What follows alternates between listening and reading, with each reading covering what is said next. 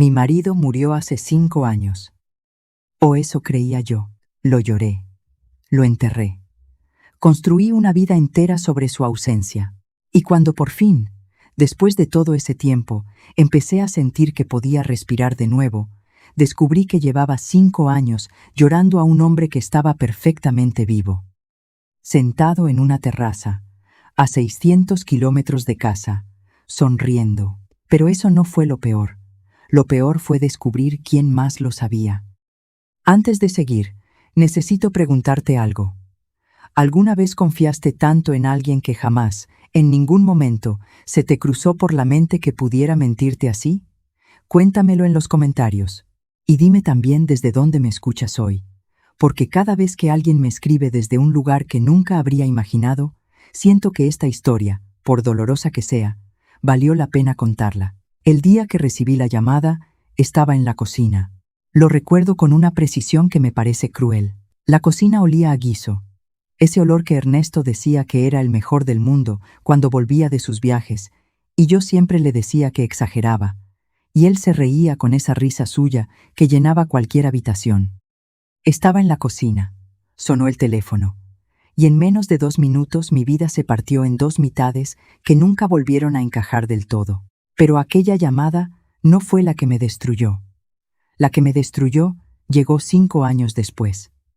Y cuando lo digo, no lo digo como una exageración. Lo digo porque hay verdades que no te rompen de golpe. Te van deshaciendo muy despacio, como el papel en el agua, hasta que ya no reconoces lo que tenías en la mano. Me llamo Elena.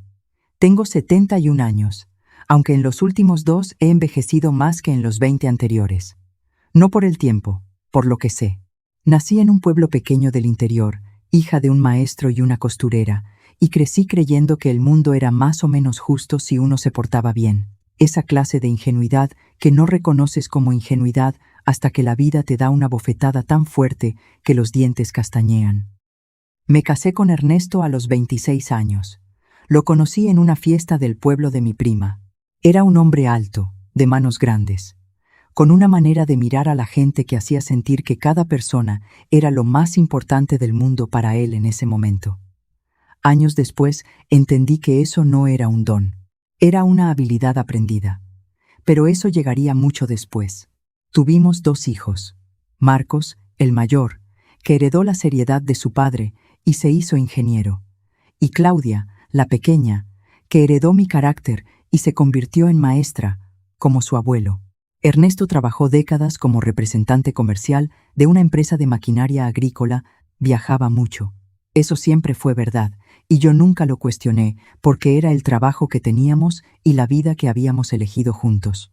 Cuando volvía de sus viajes, la casa se llenaba de esa energía suya que yo tanto amaba.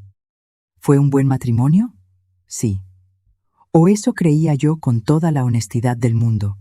Nos respetábamos, nos reíamos mucho. Y durante 42 años compartimos una cama, una mesa y una vida que a mí me parecía completa. Nunca sospeché, y eso, ahora que lo sé todo, es quizás lo que más me duele. No la traición en sí, mi propia ceguera. Ernesto murió, o así me lo dijeron, hace 7 años. Tenía 69, un infarto masivo mientras estaba de viaje en el norte del país, a 400 kilómetros de casa. Me llamaron del hospital a las 3 de la madrugada. Una voz profesional, fría, que me explicó que lo habían ingresado de urgencias y que no había podido sobrevivir, que lo sentían mucho, que necesitaban que alguien se desplazara para los trámites. Recuerdo que pregunté 3 veces si estaban seguros de que era él. La mente hace esas cosas. Se niega. Busca una grieta por donde escapar hacia un mundo donde eso todavía no ha pasado. Me dijeron que sí, que tenían su documentación, que lo sentían mucho. Marcos condujo las 4 horas esa misma noche. Yo me quedé con Claudia porque ella no paraba de llorar y yo, curiosamente, no podía. Estaba paralizada, sentada en el sillón con el teléfono todavía en la mano, mirando una taza de manzanilla que había preparado sin saber para qué. El velatorio fue 3 días después. Ataúd cerrado. El médico forense recomendó no abrirlo debido al estado del cuerpo tras la reanimación. Nadie cuestionó eso. Nadie preguntó. Éramos una familia normal que nunca había tenido que enfrentarse a algo así, y cuando la muerte llega con toda su burocracia y sus formularios, uno simplemente obedece porque no sabe qué más hacer. Lo enterramos en el cementerio del pueblo. Hay una lápida con su nombre, su fecha de nacimiento y la fecha de su supuesta muerte. Hay flores que Claudia cambia cada 2 semanas sin falta. Y hay una mentira enterrada debajo de todo eso que tardé 5 años en desenterrar. Los primeros meses fueron los más oscuros de mi vida. Perder a la persona con quien has dormido 42 años, cuya respiración conoces de memoria, cuyo olor distingues en la oscuridad absoluta, eso te deja un hueco sin forma que no se llena con nada. Me levantaba porque tenía que levantarme. Comía porque si no comía, Claudia se preocupaba. Salía a caminar porque el médico lo recomendaba. Pero durante casi un año fui como una figura de cartón moviéndose por el mundo sin estar del todo en él. Mis hijos estuvieron increíbles. Y en ese proceso salieron a la luz los papeles del seguro de vida. Quiero que recuerdes esto, porque más adelante va a importar mucho. El seguro de vida que cobramos fue de 120.000 euros. Marcos se encargó de todo el papeleo. A mí me pareció completamente normal. Ernesto siempre fue previsor. Siempre habló de dejar las cosas en orden por si acaso. Nunca se me ocurrió que ese seguro pudiera ser parte de un plan. Y así pasaron 5 años. 5 años en los que lo lloré, lo recordé, lo eché de menos y también, muy despacio, fui construyendo una versión de mí misma que no lo necesitaba para existir. No lo olvidé, pero aprendí a vivir con el hueco. Eso es lo que hace el tiempo cuando lo dejas trabajar. Y justo cuando pensé que ya podía respirar sin que doliera, llegó la fotografía. Era un martes de febrero. Yo estaba en casa de Claudia ayudándola a preparar el cumpleaños de mi nieto pequeño. Globos, guirnaldas, esa alegría ruidosa que tienen los cumpleaños de los niños. Claudia estaba en la cocina y yo estaba en el salón, completamente en paz, completamente ajena a lo que estaba a punto de ocurrir. El teléfono de Claudia estaba sobre la mesa. No lo habría mirado normalmente, pero sonó una notificación. El teléfono vibró, cayó al suelo y cuando lo recogí la pantalla estaba encendida mostrando la vista previa de un mensaje con una fotografía adjunta. La fotografía era pequeña en la pantalla, una miniatura, pero la reconocí de inmediato. Era Ernesto. Me quedé inmóvil. El globo que tenía en la mano se escapó hacia el techo y yo no lo vi irse. Estaba mirando esa pantalla con algo entre el shock absoluto y una calma helada que venía de muy adentro. Pulsé para ver la foto completa. Sé que no debía hacerlo, pero algo primitivo y urgente me empujó. Era una terraza, luz de verano, plantas en macetas, una mesa con vasos.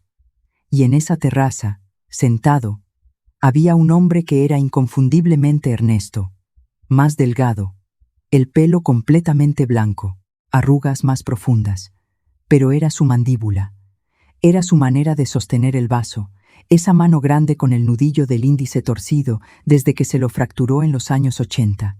Era la cicatriz pequeña sobre la ceja izquierda que le dejó una caída de niño. Era él. Estaba vivo. Y alguien le había sacado esa foto y se la había enviado a mi hija. Puse el teléfono sobre la mesa con precisión mecánica. «Mamá, ¿cuántos globos quieres en la entrada?», me gritó Claudia desde la cocina. «Los que quieras», le contesté con una voz que no reconocí como mía. Me senté. El corazón me latía tan fuerte que lo oía en los oídos.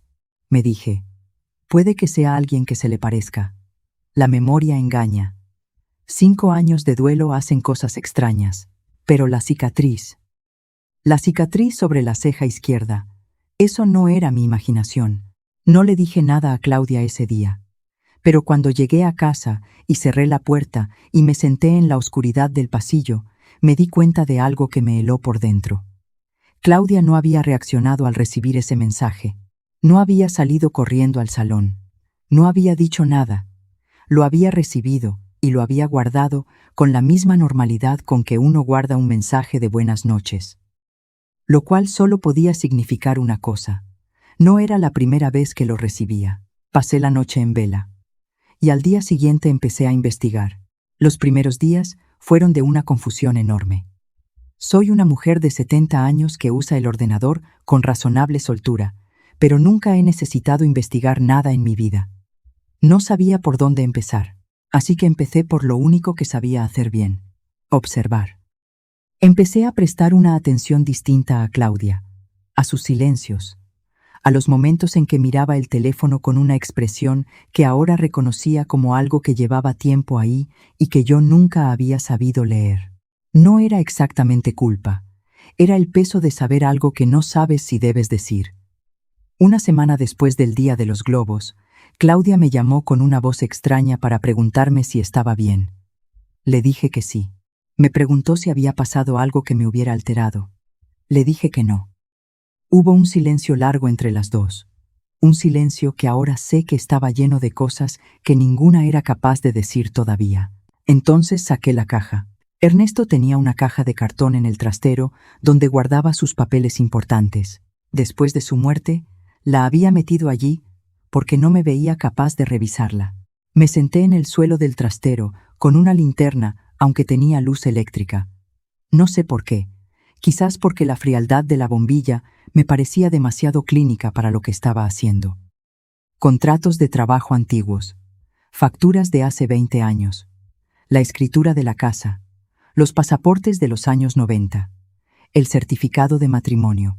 Y debajo de todo eso, en una carpeta que yo nunca había visto, había extractos bancarios de una cuenta cuyo número no reconocí. No era nuestra cuenta corriente. No era la cuenta de ahorros conjunta.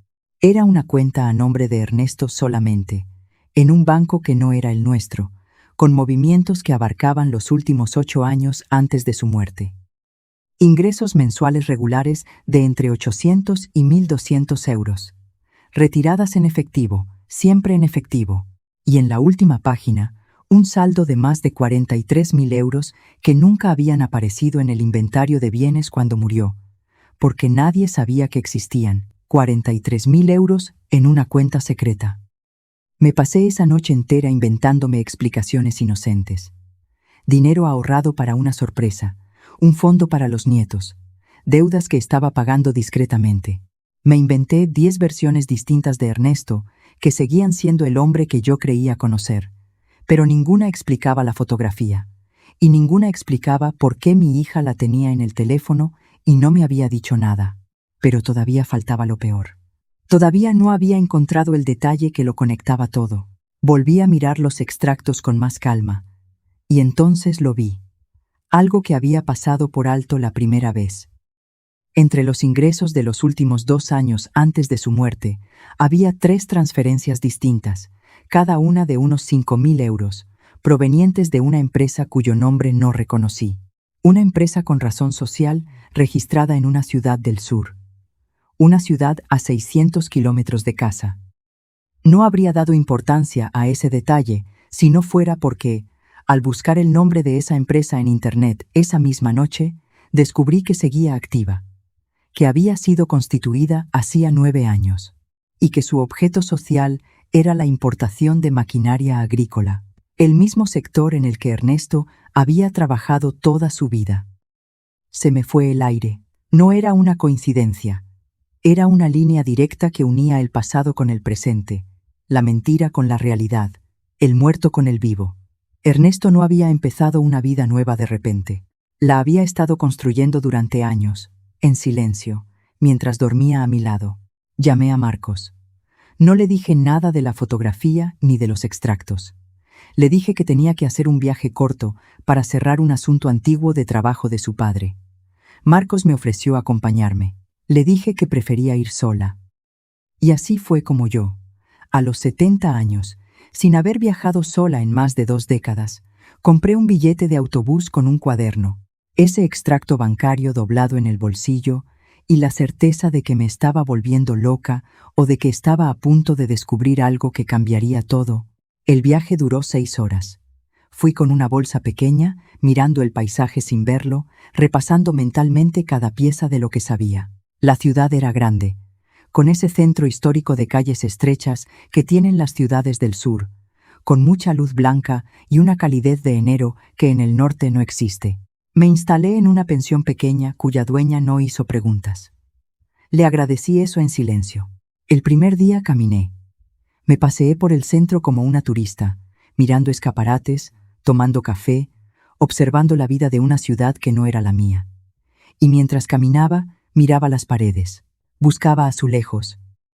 En la fotografía del teléfono de Claudia, detrás de Ernesto, había una pared de color crema con un zócalo de azulejos azules y blancos con un patrón de flores estilizadas. Antes de viajar, me había pasado horas buscando ese tipo de azulejo en internet hasta encontrar imágenes de calles en esta ciudad exacta. Era mi única pista visual. Una búsqueda absurda en una ciudad de 200.000 personas. Lo sabía, pero no tenía otra cosa. El segundo día fui al banco. El banco que figuraba en los extractos. Entré con toda la calma que pude fingir, y le expliqué al empleado que era la viuda del titular de una cuenta y que necesitaba información sobre ciertos movimientos. Me pidió documentación. Le di el DNI, el certificado de defunción, el libro de familia. El empleado desapareció unos minutos. Cuando volvió, me dijo que esa cuenta había sido cancelada hacía 4 años, con el saldo completo retirado en efectivo en una sola operación. 43.000 euros retirados de golpe. 1 año después de la supuesta muerte de Ernesto. Un muerto que había retirado su propio dinero. Tuve que agarrarme al borde del mostrador. El empleado me preguntó si me encontraba bien. Le dije que sí, que el calor, que gracias. Salí a la calle con las piernas como de algodón y me senté en el primer banco que encontré. 10 minutos mirando el suelo sin ver nada, dejando que la certeza se instalara despacio, porque a veces las verdades más grandes necesitan tiempo para ocupar el espacio que les corresponde. Un muerto que había retirado su propio dinero. Eso no era un error administrativo. Eso era Ernesto, vivo, actuando, planificando. Y entonces caí en algo que me revolvió el estómago. Si había retirado ese dinero 1 año después de su muerte, era porque alguien le había ayudado a mantenerse oculto durante ese tiempo. Alguien con acceso a documentación, a información, a recursos. Alguien que sabía dónde estaba y había decidido no decírmelo.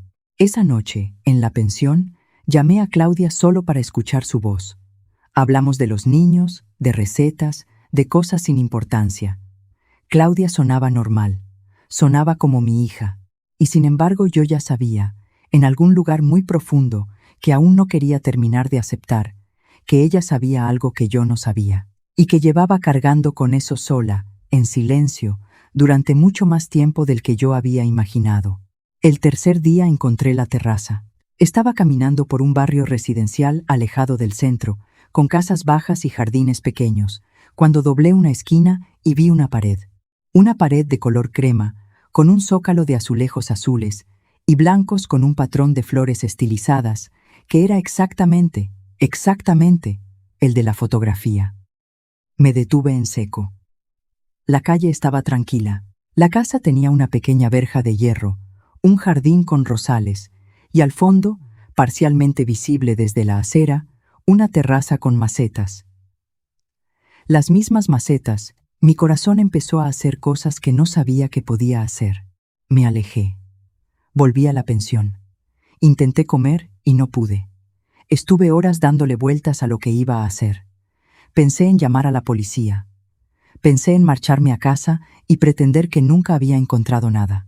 Ese pensamiento duró exactamente 30 segundos. No, yo no era de las que se marchaban sin respuestas.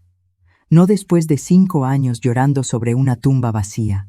Al día siguiente volví a esa calle. Caminé despacio, mirando los buzones. En el buzón de aquella casa, en letras desgastadas, había un nombre. No era el apellido de Ernesto. Era otro apellido que yo no conocía. Pero junto a ese apellido había una inicial. Xavier. Podría ser cualquier coincidencia. Podría ser cualquier persona cuyo nombre empezara por E. Me lo dije con firmeza. Y luego saqué el cuaderno. Anoté el nombre completo del buzón y me fui.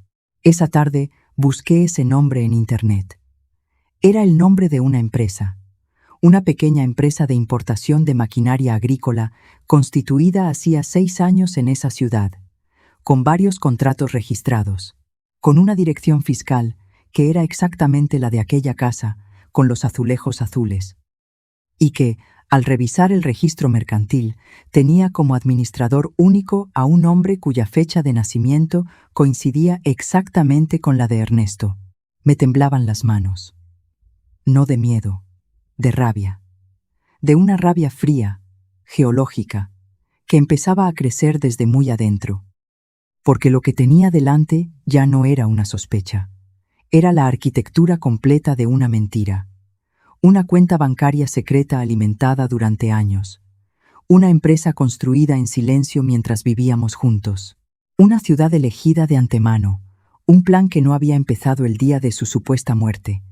Había empezado mucho antes, años antes, mientras me miraba a los ojos, mientras se sentaba a mi mesa, mientras dormía a mi lado. Todavía me faltaba saber por qué. Pero esa noche decidí que no podía seguir sola con todo aquello. Escribí a Claudia. Un mensaje breve. Le dije: Claudia, necesito que me digas la verdad. He venido a esa ciudad. He visto la casa. Sé que estás al tanto de algo. Por favor, no me hagas seguir sola en esto. Hubo casi 1 hora de silencio. 1 hora con el teléfono sobre el pecho, mirando el techo, sintiendo cada vibración posible. Y entonces sonó. Era Claudia. Y lo primero que escuché cuando contesté fue que estaba llorando. Tardó 20 minutos en poder hablar con coherencia. Me contó que hacía 3 años había recibido un correo de una dirección desconocida. En ese correo había una fotografía de su padre, vivo, con una nota corta, que estaba bien, que lo sentía, que algún día lo explicaría. Claudia me dijo que se había quedado paralizada, que había intentado responder, y la dirección estaba desactivada, que había pensado en decírmelo, pero tenía miedo de hacerme daño, si era una broma, un error, alguien cruel jugando con nosotras. Que llevaba 3 años cargando con eso, sola, sin poder preguntarme nada, sin poder contárselo a Marcos, sin poder dormir del todo ninguna noche. Y luego me dijo algo que me detuvo por completo. Me dijo que hacía 4 meses había recibido una segunda fotografía, con un mensaje de 2 líneas. Cuida a tu madre. Pronto todo tendrá sentido. Pronto todo tendrá sentido. Me quedé sin palabras. Escuchaba llorar a mi hija, y yo no lloraba.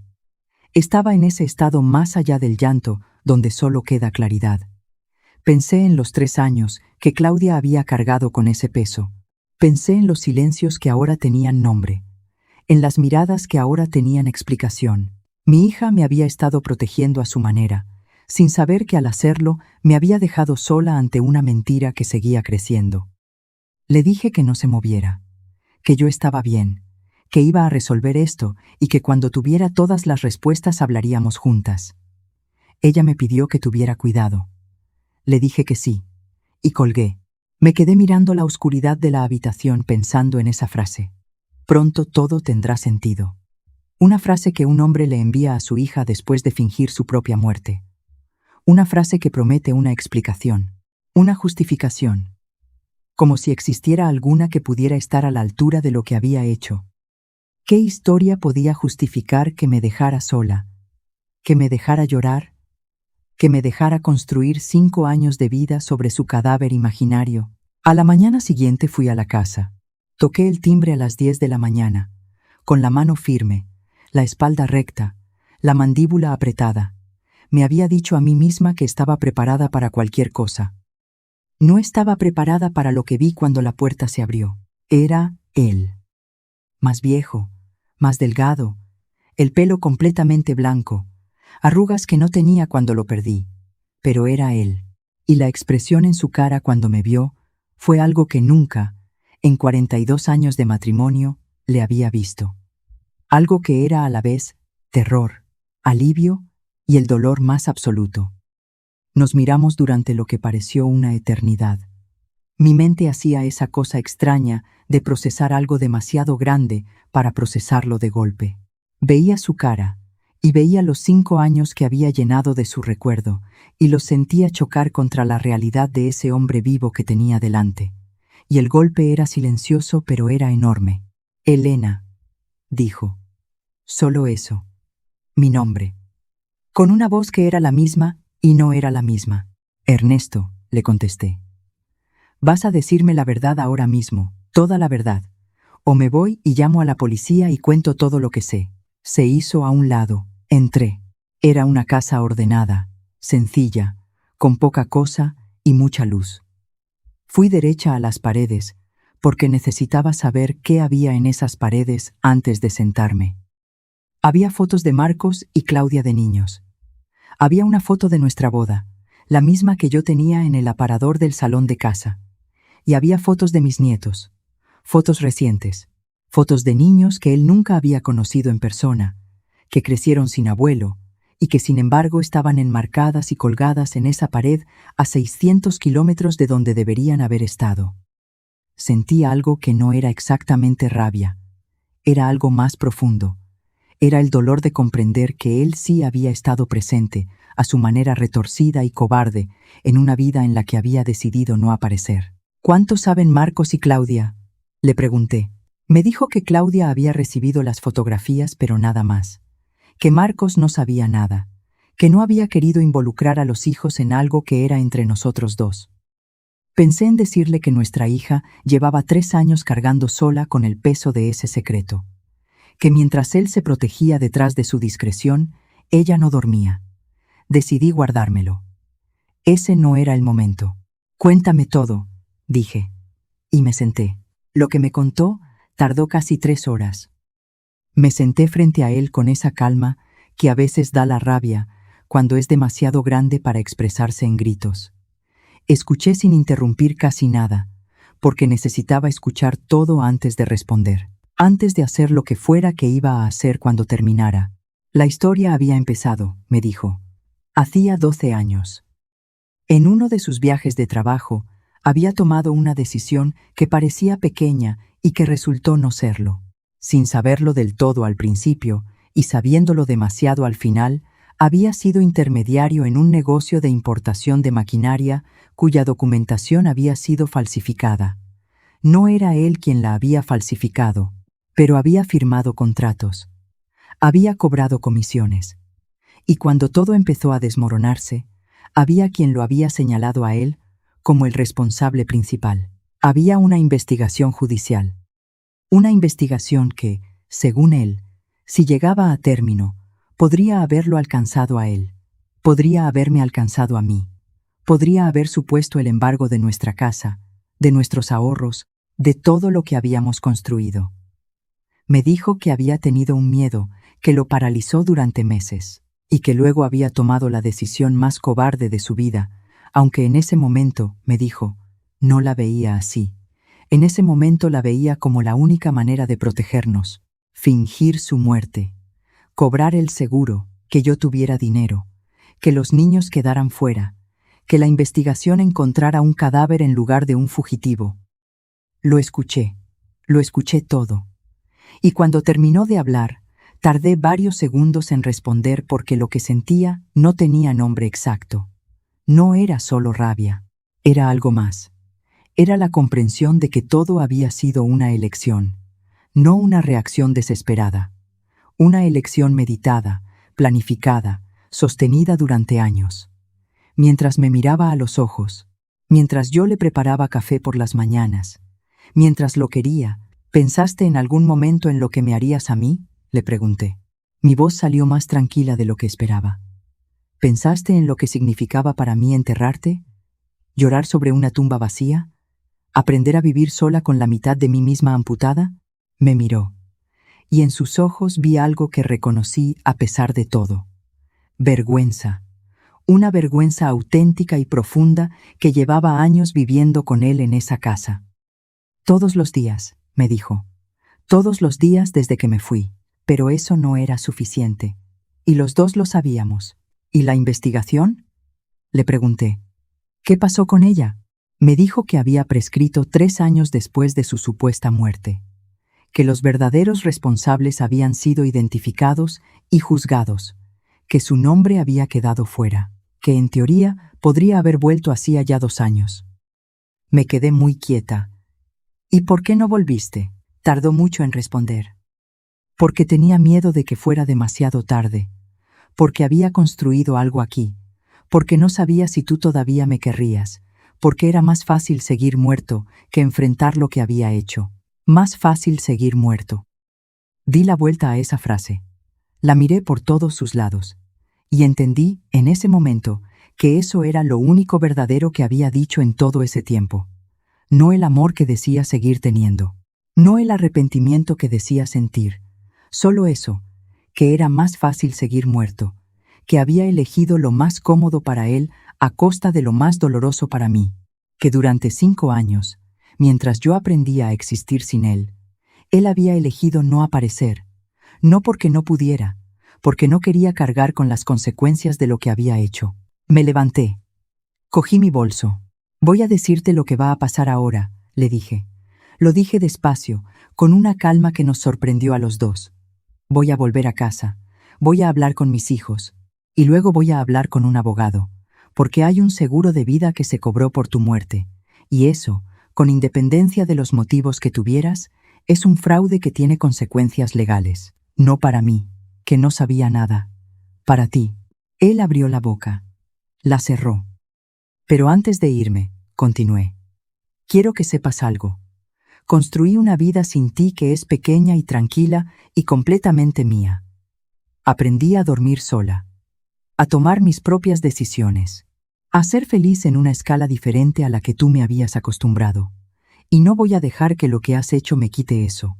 Lo que tienes que decidir ahora no es si me quieres, es si eres capaz de asumir las consecuencias de lo que hiciste. Porque yo ya no soy la mujer que necesitaba que la protegieras. Nunca lo fui. Eras tú quien necesitaba creer que sí. Salí de esa casa. No me temblaban las piernas. Eso me sorprendió. Esperaba que me temblaran. Esa noche, en la pensión, hice la maleta despacio y en silencio. Y por primera vez, desde que todo había empezado, dormí. Dormí de verdad. Con esa clase de sueño profundo que viene cuando uno ha hecho lo que tenía que hacer y el cuerpo por fin se da permiso para descansar. A la mañana siguiente, antes de coger el autobús, hice 2 cosas. La primera, compré un sobre en una papelería cercana, metí dentro una copia del extracto bancario y lo envié por correo certificado a la dirección fiscal de la empresa de Ernesto, sin remitente, sin nota, solo el extracto, para que supiera que yo tenía pruebas, para que supiera que su historia no era solo suya. La segunda, llamé a Marcos. Le conté todo, desde la fotografía hasta la casa, desde la cuenta bancaria hasta la conversación de la tarde anterior.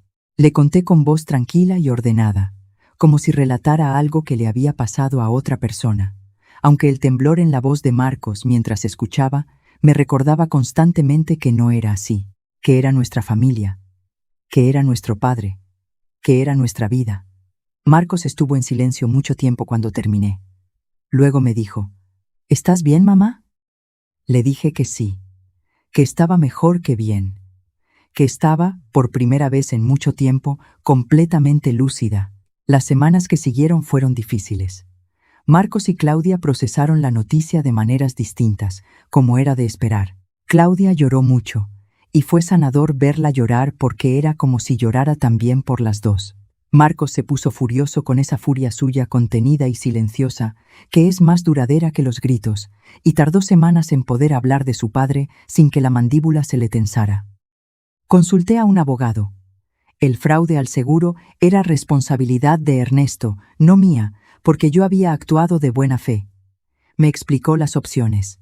Decidí no denunciarlo yo directamente, no por él, por mí.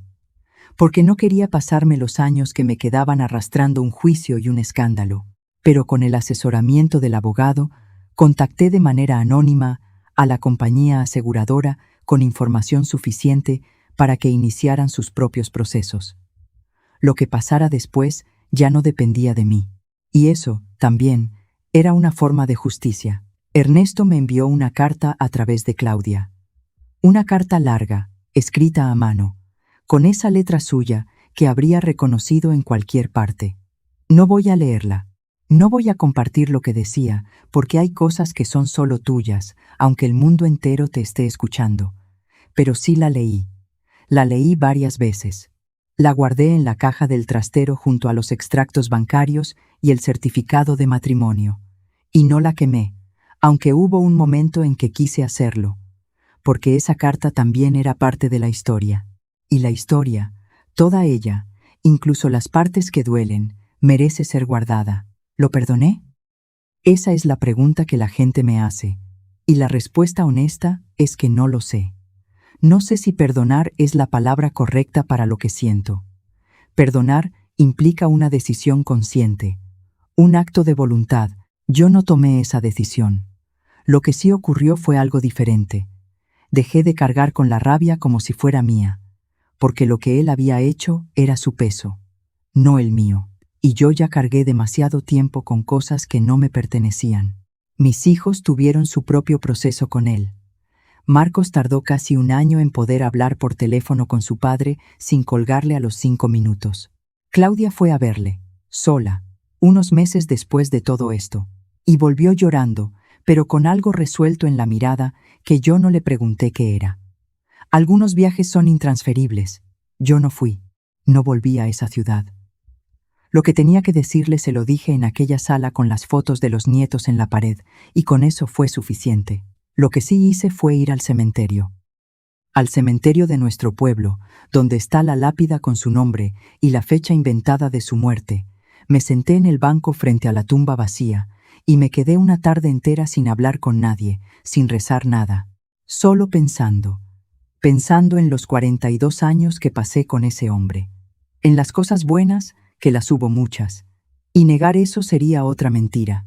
En las cenas y los viajes, y las noches de lluvia, y las veces que me hizo reír hasta llorar, y pensando también en la mentira. En los 5 años de duelo sobre una tumba sin nadie dentro. Dejé que las dos cosas coexistieran, porque eso es lo que es la vida real. No es que todo sea bueno o todo sea malo, es que todo es a la vez. Y aprender a sostener esa contradicción sin quebrarse es, quizás, la única forma de seguir adelante. Al final de esa tarde me levanté, me sacudí el abrigo y me fui a casa a prepararme la cena. Han pasado 2 años desde entonces. Mi vida es, en muchos sentidos, la misma de antes. La misma casa, el mismo pueblo, el mismo taller de lectura de los martes, las mismas caminatas matinales, las mismas cenas con Claudia y los nietos los domingos. Pero hay algo que es distinto, algo que es difícil de explicar y que, sin embargo, siento todos los días de una manera muy concreta. Vivo sin miedo. Durante 42 años, viví bajo la protección de alguien que ahora sé que no era tan sólido como yo creía. Y esa protección, resulta, era también una jaula muy cómoda. Ahora vivo sin esa protección y sin esa jaula, y el mundo es a veces más frío y más difícil, pero también es completamente mío. Cada decisión que tomo es mía. Cada error que cometo es mío. Cada tarde de sol que disfruto es mía. No necesito que nadie me proteja para existir. Nunca lo necesité. Tardé 70 años en saberlo, pero lo sé. A veces pienso en la mujer que estaba en la cocina aquella noche, esperando una llamada que iba a romperla en dos. Y la quiero. La quiero con esa mezcla de ternura y dolor con que uno quiere a las versiones de sí mismo que ya no existen. Era una mujer que amaba con demasiada confianza y miraba con demasiada fe. Esa ingenuidad era también una forma de generosidad. No la cambiaría. Pero la que soy ahora también me gusta. Esta mujer que viajó sola a una ciudad desconocida, con un extracto bancario en el bolsillo y un corazón que se negaba a rendirse. Esta mujer que tocó a una puerta, sabiendo que lo que había detrás podía destrozarla y que tocó igualmente. Esta mujer que no lloró cuando lo vio. No porque no sintiera nada, sino porque ya había llorado todo lo que tenía que llorar y lo que quedaba era solo verdad. La verdad, aunque duela, es siempre más limpia que la mentira que la sustituye. Y hay algo que aprendí en todo esto que no me enseñó nadie y que no encontrarás en ningún libro, que la traición más grande no es cuando alguien te miente, es cuando alguien decide que tú no mereces saber la verdad, que es mejor mantenerte en la oscuridad, supuestamente protegida, que confiar en que eres lo suficientemente fuerte para elegir. Eso es lo que Ernesto me hizo. No solo mentirme, quitarme el derecho a decidir. Y eso, más que cualquier otra cosa, es lo que no se perdona fácilmente. Si llegaste hasta aquí, gracias. De verdad. Esta historia me costó mucho decidir contar. Y ahora necesito preguntarte algo. ¿Tú qué habrías hecho en mi lugar? ¿Habrías denunciado a Ernesto? ¿Habrías intentado recuperar algo de esa relación? ¿O habrías hecho lo mismo que yo? Decir lo que tenías que decir, poner las cosas en su sitio y marcharte a hacerte tu propia cena? Y si alguna vez descubriste una mentira así, una mentira que cambió la historia que creías que era tuya, cuéntamelo en los comentarios.